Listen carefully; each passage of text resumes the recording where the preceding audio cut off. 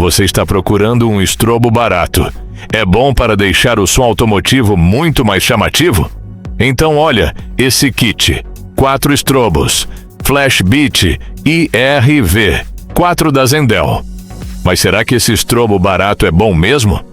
Vale a pena comprar na Shopee? Vamos conferir. O kit vem com 4 faróis estrobo RGB, cada um com 3 LEDs de 4,5 watts, além de controle remoto.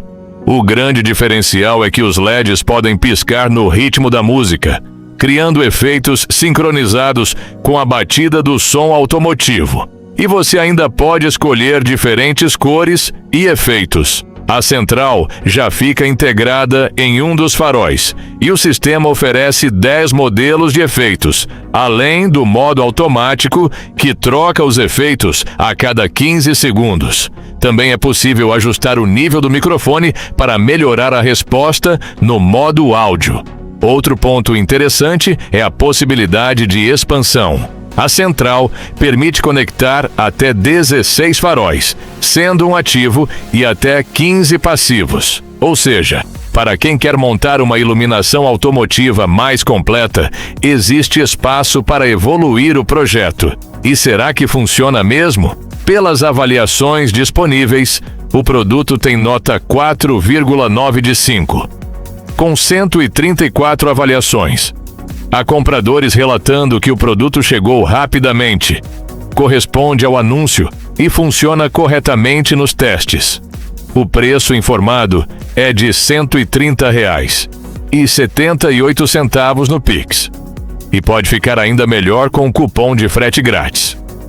Considerando que são 4 estrobos RGB, controle remoto e vários efeitos, o custo-benefício parece interessante para quem busca iluminação para som automotivo e projetos de tuning.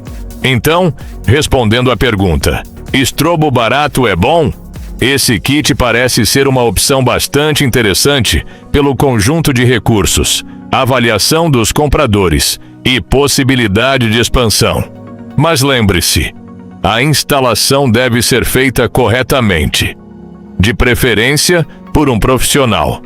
Se você quer conferir o preço atualizado e ver se ainda está disponível na Shopee, clique no link do produto.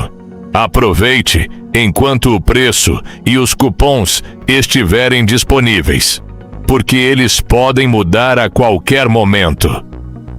Se esse vídeo te ajudou, deixe o like, inscreva-se no canal e compartilhe com aquele amigo que está montando um som automotivo.